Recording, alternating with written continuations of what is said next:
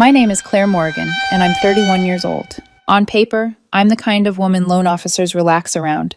I make them lean back in their chairs, loosen their ties, and say, "You're exactly the kind of client we like to see." I'm a project manager. My entire job is to look at a list of demands, a budget, and a timeline, and tell people what is actually possible. I deal in constraints and trade-offs. I turn chaos into Gantt charts. I can make a lot of things happen, but I cannot make miracles. For a long time, my personal life looked just as neat as my spreadsheets. I shared a 2-bedroom apartment with my boyfriend. Well, at the time I called him my fiancé, Aaron. I handled the bills, the lease, the calendar.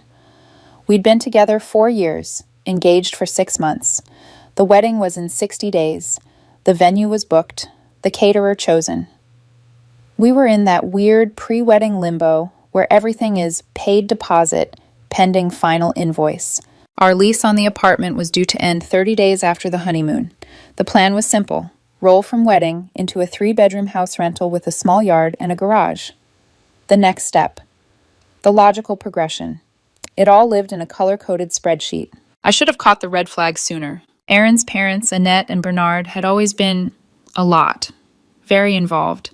Lots of suggestions that sounded less like advice and more like instructions. Bernard fancied himself a financial wizard despite a string of short-lived consulting gigs. Annette simply expected things to materialize around her. I told myself it was normal future in-law friction. I told myself boundaries could be negotiated later. Last Thursday, Aaron sat me down in our living room. He had that "we need to talk" look that ties your stomach into a knot before anyone says a word. "Claire," he began, eyes a little too bright, voice a little too careful. "I'm so glad we're getting the 3-bedroom. "Me too," I said, relaxing a fraction. "That one with the finished basement looks promising. I'm just waiting to hear back on the application." "Yeah, about that." He took a breath and the air in the room changed. "I need you to add 2 more names to the application." I blinked. "What, like references?" He actually laughed. "No, babe. As tenants. My parents. They're going to be moving in with us." For a second, I honestly thought I'd misheard him. A record didn't just scratch in my mind. It shattered. "I'm sorry, what?" I asked. "A 3-bedroom house. 5 adults. Where? How?" "Oh, it's easy," he said. Too breezy, like he'd practiced this speech in the mirror. "They can take the master suite since they're older. We'll have the 2nd bedroom. And the 3rd one can be our office. It'll be so fun. Like a big family house." There was a buzzing in my ears. I tried to stay rational, the way I do in meetings when someone demands 5 months of work in 2 weeks. "Aaron," I said carefully, "we are about to be newlyweds. We're not giving up the master bedroom in our own home, and your parents have their own place. Why would they move in with us?" He sighed, and I watched his whole expression shift, like he was pulling on a different mask. Suddenly, he looked wounded, put upon. "Bernard's consulting has been slow," he said. "They're behind on the mortgage. They're going to lose the house. They have nowhere else to go. They're my family, Claire. They need us." My pulse thudded in my throat. "And you didn't think to mention any of this before?" I asked. "We've been house hunting for months." "I am mentioning it," he said, a little edge creeping into his voice. "We're talking about it now." "No," I replied, my voice flattening into something calm and dangerous. "You're not asking. You're telling me what's going to happen. You're giving me an ultimatum." He stood up, mask slipping again, warmth draining from his eyes. I saw something hard underneath that I'd never wanted to see. "Yes," he said. "I am. My parents are moving in with us. They are my blood. It's non-negotiable." Non-negotiable. In project management, that word has teeth. It doesn't mean strong preference. It means fixed constraint. You don't argue with it. You either restructure the entire project around it, or you kill the project. I looked at the man I was supposed to marry. The man who had just, without consulting me, consigned me to a life where I wasn't even the main character in my own home. I would be the supporting cast, the walking wallet, the woman in the 2nd bedroom while his failed consultant father slept in the master suite I'd be paying for. Something in me went very, very quiet. The hurt, the anger, they didn't explode. They condensed like steam turning to ice. All the spinning thoughts slotted into place with terrifying clarity. I nodded slowly. I even managed a small, sad smile. "I understand," I said softly. He visibly relaxed. "Oh, Claire, I knew you'd get it," he said, reaching for my hand.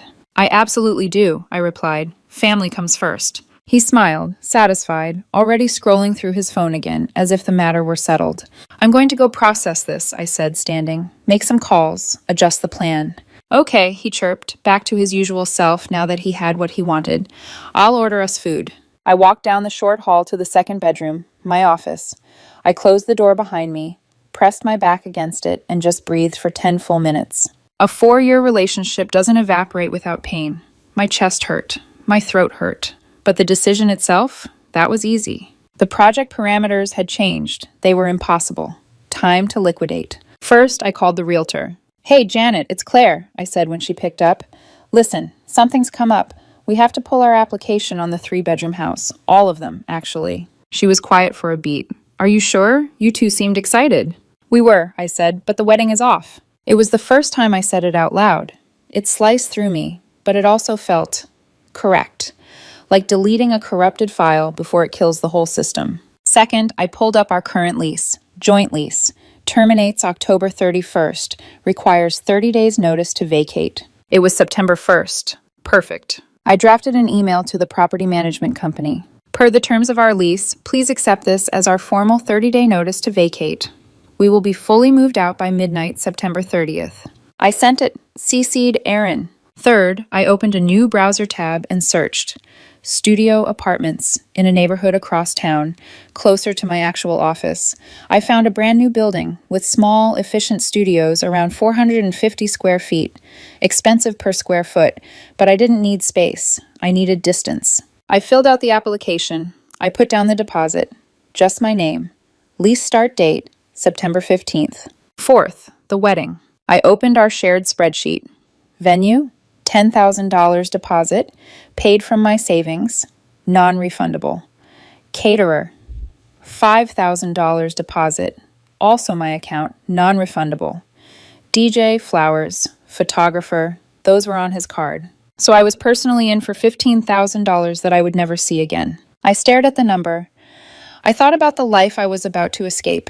Me, Aaron, Annette, and Bernard. Crammed into a house where my money paid the bills and my opinion didn't matter. $15,000 suddenly looked like a bargain. A brutal, necessary exit fee. I sent the emails. To whom it may concern, I'm writing to inform you that the Morgan Vance wedding on date is canceled. We understand all deposits are non-refundable per our contract. Then there was the stupid symbolic piece, the artifact. We'd commissioned a custom built-in style media console for the new house, a $7,000 walnut and steel behemoth. I'd already paid a $3,000 non-refundable deposit to the woodworker. I dialed his number with a grim little smile. Hey, it's Claire, I said when he answered. Bad news. The move isn't happening, and the wedding is off. We have to cancel the console. He sounded genuinely sympathetic. Ah, Claire, I'm really sorry to hear that. The deposit is non-refundable. I've already bought the wood. I know, I said. I'm prepared to lose it. Just cancel the build. Please don't deliver it to anyone, anywhere, under my name. You sure? It's going to be a beautiful piece. I'm sure, I said. I'm moving into a studio. It won't fit. By the time I ended the last call, my hands were shaking. I'd just set fire to over $20,000 between wedding deposits, the console, and the new lease deposit. The cost of freedom, I told myself. Freedom is rarely on sale. When I walked back out into the living room, Aaron was on the couch, scrolling through his phone, smiling at something on his screen. Hey, food's on the way, he said, not looking up. You okay now? We need to talk, I said, sitting across from him. He frowned, finally locking his phone.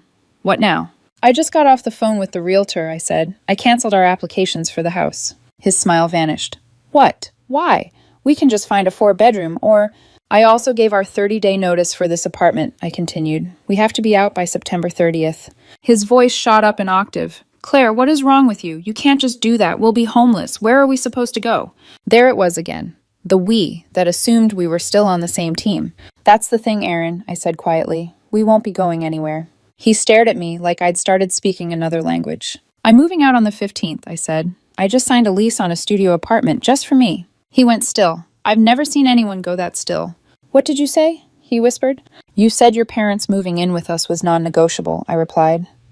I heard you. You made a unilateral decision about my home, my finances, and my future. So I'm making one too. The wedding is off. I've already canceled the venue and the caterer. The tears came fast and hot, anger bleeding into them. You're breaking up with me because I want to take care of my family? He spat. I'm breaking up with you, I said, because you and your parents decided to turn me into your personal retirement plan without even asking me. You gave me an ultimatum. I made my choice. You can't do this, he shouted. Where am I supposed to go? You've kicked me out. No, I said, standing. I'm moving out. This is a joint lease. We're both responsible for vacating by the 30th. You, Annette, and Bernard have 29 days to figure out where to live. That's your project to manage. He went from crying to screaming, cycling through insults. Monster. Sociopath. Heartless. I let the words roll off me like rain. I'm going for a drive, I said finally. I'll be back later to pack some things. As I picked up my keys, my phone buzzed. An email notification popped up. Aaron forwarding the lease termination letter to his father. Subject line, fix this. I looked at those 2 words and felt the faintest hint of grim foreshadowing. Bernard would try to fix this all right. He had no idea I'd already started dismantling the entire project. I didn't go for a drive. I drove to a coffee shop, ordered something I barely tasted, and stared at my phone for an hour, watching the little read receipts pop up as my emails detonated one by one. By the time I went home that night, the silence between Aaron and me was thick enough to choke on. He didn't ask where I'd been. I didn't ask what he'd been doing. We moved around each other like strangers sharing a hotel room. A week later, I'm writing this from my new studio. It's 450 square feet of quiet. The couch from our old place, my couch that I paid for, barely fits, but it fits. My bed is a mattress on the floor for now. Half of my things are in storage. My life is suddenly condensed into boxes, shelves, and a single narrow closet. It should feel like a downgrade. Instead, it feels like the first time in months I can breathe without asking permission. Moving out took 3 days. September 14th to 16th. 3 days of packing while Aaron cycled through phases like my own personal hurricane. The first 48 hours were just noise, crying, yelling, slamming doors. He followed me from room to room, demanding explanations he'd already heard. Claire, you're overreacting, he said at one point, blocking the hallway as I tried to carry a box. We can make this work. My parents don't have to take the master suite. They can have the second bedroom. We'll build a wall in the living room and... Aaron, I cut in, setting the box down. Stop. He stared at me, searching my face for some crack of softness he could wedge himself into. It's not about the floor plan, I said quietly. It's about the way you tried to force this on me. It's over. I am leaving. His eyes went glassy with rage. So you'd rather burn 20 grand than let my parents live with us? He snapped. Do you hear how selfish that sounds? I picked up the box again. I hear how expensive freedom sounds, I said. It's worth every penny. Then the negotiations started. Not with me, with his parents. Annette was the first to call. My phone lit up with her name as I was bubble wrapping dishes. I stared at the screen for a full 30 seconds before answering. Hi, Annette, I said.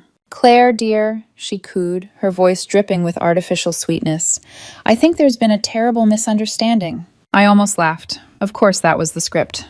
A misunderstanding, I repeated. Aaron told us you overreacted, she said. We're all just so worried. We're family. You can't just throw us out onto the street. I'm not throwing anyone out, I said, keeping my voice neutral. I'm moving out. Our lease is ending.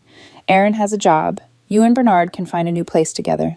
The sugar in her tone vanished so fast it gave me whiplash. You selfish little brat, she hissed. We've been planning this for months. Bernard already sold our house. The sale closes next week. We have nowhere to go because of you. The plate in my hand nearly slipped from my fingers. You sold your house? I said slowly. When? Months ago, she snapped. We have been liquidating and planning our move. Aaron promised us. He said you were on board. You're ruining our retirement. We are going to be homeless because you changed your mind. The room tilted, just a little. Annette, I said, voice flat, you sold your house before you had another one lined up, based on a conversation you never actually had with me. That's not my problem. That's yours. You ungrateful!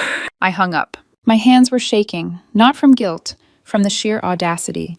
This wasn't a last-minute crisis. This had been a long, slow setup, months in the making. They had been quietly dismantling their own life under the assumption that I would catch them. And I hadn't even been told. I sank down on the edge of the half-disassembled bed, staring at the wall. The puzzle pieces snapped together one by one. The casual comments about how big the new house should be, the way Bernard kept asking about neighborhoods with good public transit for older people, Annette's offhand remarks about not wanting to deal with lawn care anymore. They hadn't been daydreams. They'd been a plan. A plan where I was the unconsulted financier. By the time Aaron came home that night, I was calm in that way that comes after a hurricane. The eerie stillness after everything that could be ripped loose has already torn away. He stepped into the bedroom, saw the boxes stacked to the ceiling, and went straight to pleading mode. "Claire, please," he said, voice raw. "Just think about it. The venue said maybe they can transfer the date. We can postpone, we don't have to cancel."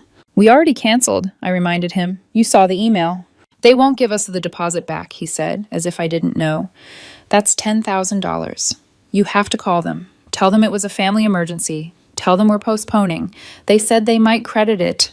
"I'm not lying," I said. "We are not postponing. The engagement is over." He stared at me like I'd just stabbed him. "That's our money, Claire," he said hoarsely. "You're just burning it. You're lighting 15 grand on fire just to spite me. You'd rather lose that than let my parents live with us? How arrogant can you be?" "It's not about arrogance," I replied. "It's about cost. I'm paying $15,000 to not be your family's retirement plan. It's the best deal I've ever made." I expected him to scream. Instead, he laughed, a short, bitter bark with no humor in it. "You'll regret this," he spat. "You think you're so smart. You have no idea what you just did." He stormed out. I listened to the door slam, then resumed packing. 2 days later, my phone rang again. Unknown number.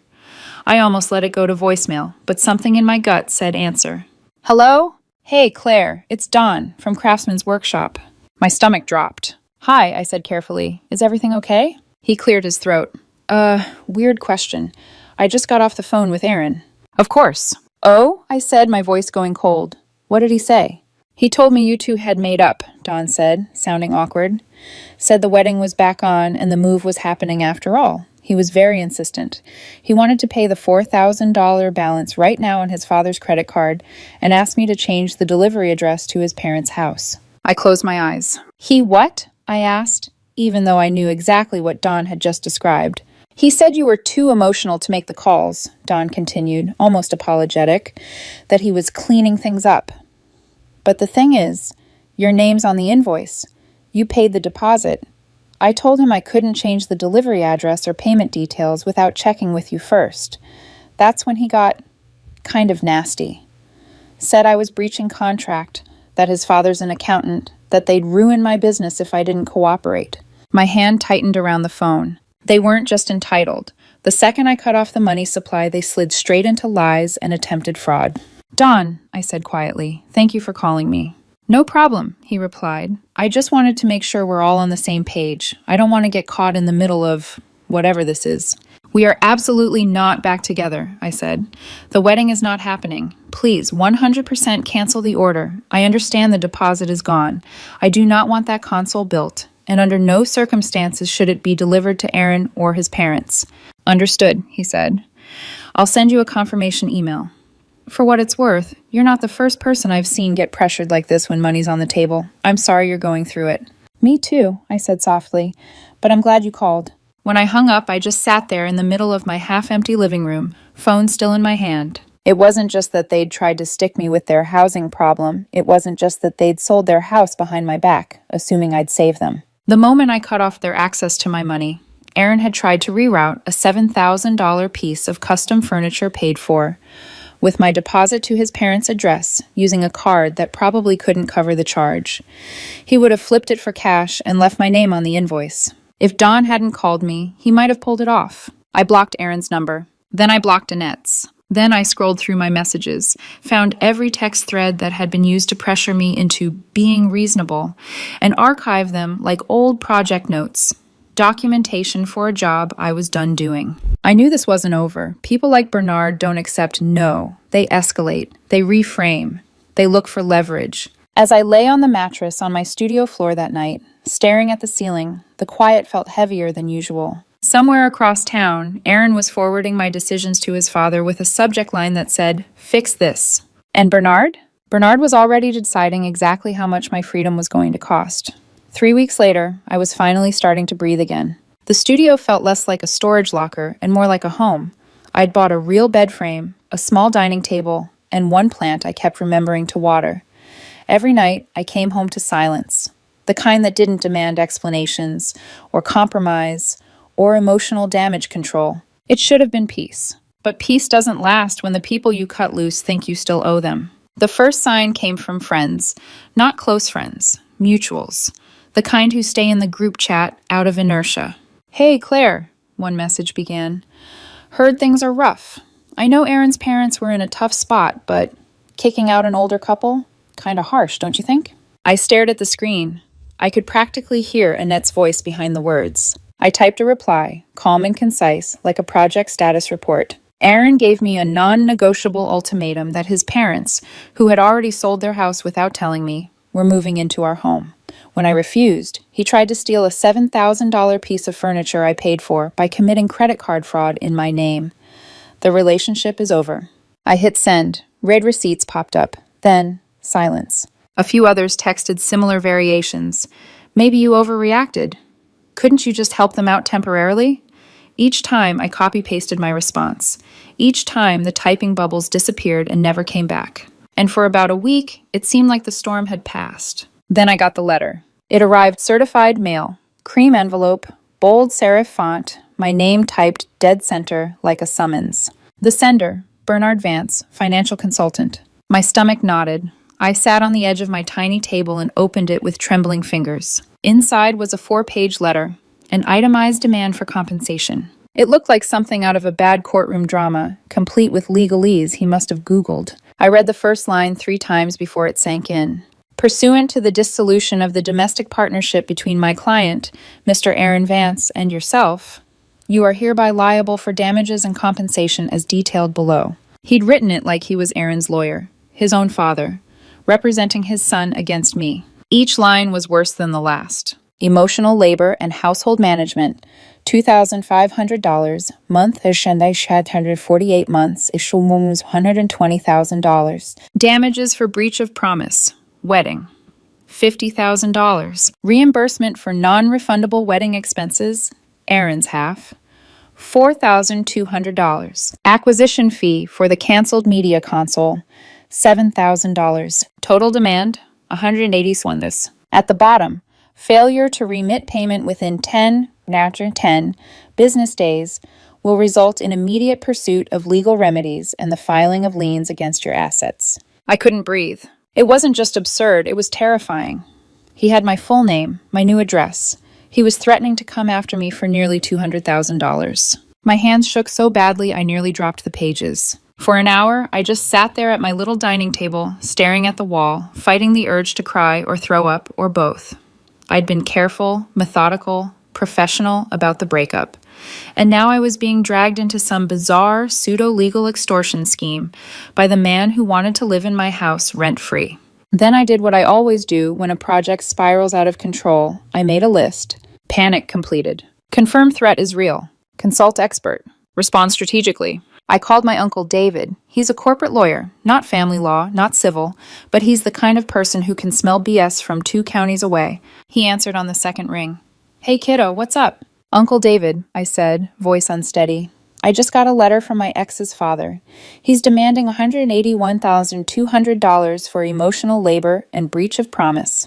There was silence. For a moment I thought the line had dropped. Then faintly I heard wheezing. Not shock, laughter. "Claire," he gasped between breaths, "please, please tell me you're exaggerating." "I wish I was," I said, reading the list out loud. He couldn't even let me finish before he lost it. Emotional labor? Acquisition fee for a console? Oh my God, this is art. This is performance. This man should be teaching satire at a law school. I let out a weak laugh that turned into something close to tears. "So, I'm not actually being sued?" "No," he said firmly, voice shifting from amusement to reassurance. "Claire, what you have is not a lawsuit. It's an intimidation letter written by a narcissist with a printer. None of those claims are enforceable. Breach of promise? That's barely a thing in this state, and you can't bill someone for emotional labor. That's not law, it's fan fiction." I exhaled shakily. "So what do I do?" "Let me handle it," he said. "You'll want a paper trail. I'll send a response on firm letterhead that'll make him wish he'd stayed retired." 2 days later, he forwarded me a copy. It was short, elegant, nuclear. "To Mr. Bernard Vance, your letter to my client, Ms. Claire Morgan, has been received. It is legally baseless, frivolous, and appears to constitute a bad faith attempt at criminal extortion.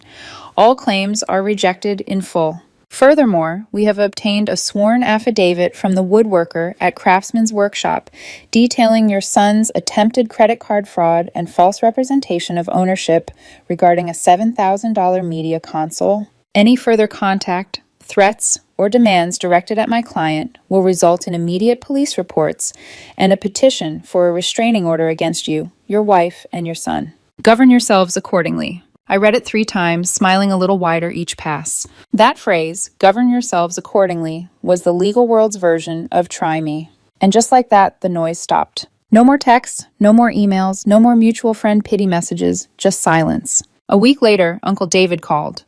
Not a peep from them, he said, clearly pleased. That letter probably scared them half to death. Bernard's probably Googling, can I be arrested for extortion as we speak? I laughed for real that time. You think it's over? Not quite, he said. People like that, they always want the last word. They'll show up one more time. Just be ready. He was right, because 2 weeks later, during my final walkthrough of the old apartment, I saw them. Aaron, Annette, Bernard, and a U-Haul full of junk. The parking lot looked like a yard sale nobody wanted to buy from. A broken lamp leaned against a stained mattress. Trash bags half split open. A U-Haul idling beside a pile of what used to be someone's life. And there they were, Aaron, standing beside the truck, his shoulders hunched. Annette, arms crossed, glaring daggers. Bernard, pacing like a man rehearsing his rage. For one surreal moment, I thought they were waiting for someone else. Then Aaron saw me. His eyes widened, like I'd caught him in the middle of something shameful. He started walking toward me fast. Claire, wait. I stayed by my car door. What are you doing here? He gestured helplessly toward the pile. We have to talk. You have to let us back in. Back in? I repeated. Annette's voice cut through the air, brittle and shrill. They won't let us rent anywhere. The sale on our house closed last week. Bernard's credit is a mess, and your lawyer ruined his prospects. We have nowhere to go. I blinked at her. Annette, you sold your home before you had another one. That's not my fault. Bernard marched forward, his face red. It's absolutely your fault. You destroyed our family. After that letter your shyster lawyer sent, every one of my clients pulled out. You've sabotaged my reputation. Your reputation, I said evenly, was built on threatening people for money. My lawyer didn't ruin it. He just exposed it. He took another step forward. You're going to regret this. Bernard. My tone dropped low, sharp. If you take one more step toward me, I will call the police right now. He froze. Annette's mouth snapped shut. Even Aaron flinched. The sound of tires on gravel broke the standoff. A gray sedan pulled in. The property manager, Trish, a no-nonsense woman with a clipboard and an expression that said she'd seen every kind of nonsense twice. She got out of her car, looked from the U-Haul to the trash heap, then at me. Miss Morgan? Here, I said quietly. She nodded once, then turned to the others. Folks, what's going on here? You were supposed to be fully vacated by midnight last night. Annette jumped in before anyone else could. It's her fault. She pointed at me like a child tattling. She kicked us out, ruined our plans, and now we have nowhere to go. Trish raised an eyebrow. That may be, she said, but your lease ended yesterday. You're trespassing, and you've left all this trash behind. I'm going to have to charge for removal and apply daily penalties until this is cleared. Bernard puffed up, ready for a fight. You can't charge us. We're victims here. Trish didn't even blink. You're tenants who overstayed your lease. Victims or not, those are the terms. You'll be billed accordingly. Annette's voice cracked. You can't do this to us. Trish sighed, already pulling out her phone. If you don't move this by the end of the day, I'll have to call the police to have you trespassed. That word, police, did what reason never could. All 3 of them went still. Aaron turned to me then, desperation softening his anger. Claire, please, he said quietly. Just for a few nights. We're in a motel right now. It's filthy. I'll pay you back. Just help us cover the cost for a week until we figure something out. He looked so small, so different from the man who once told me his parents were non-negotiable. For a brief second, I almost felt sorry for him. Almost. Then I remembered how he'd tried to steal from me, how his parents had plotted to live off my income, how they'd mocked me when I said no, and how, through all of it, not one of them had ever said, I'm sorry. They'd only ever said, fix this. I shook my head. No, Aaron, I can't. He blinked, confused. You can't or you won't. I won't, I said softly. Family comes first, remember? You've got yours. Go take care of them. He opened his mouth, but nothing came out. Trish stepped forward, clipboard in hand. Miss Morgan, let's finish the walkthrough. I followed her into the building. The apartment was hollow, echoing, 2 different lives stripped down to bare walls. My side was spotless. The other side looked like a storm had passed through. Trish glanced around, checked boxes on her sheet, then smiled faintly. You're good to go, Ms. Morgan. Refund for your portion of the deposit will be mailed next week. Thank you, I said, signing the last page. When we stepped back outside, the U-Haul was still there.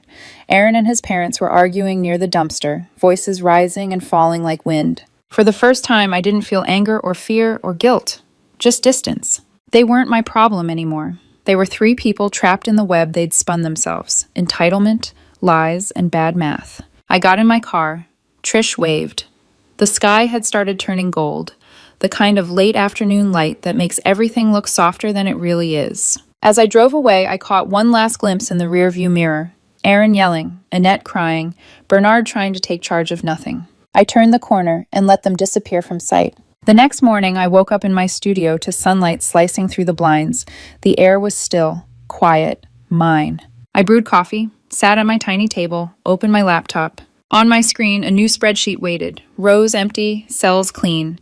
No shared accounts, no wedding tabs, no us. Just a single header at the top, Project Claire Morgan, Phase 1. Freedom had cost me more than $20,000, but every cent had bought me something priceless: peace. I'd managed plenty of projects in my career, but this one was personal. And for the first time in years, it was going exactly according to plan.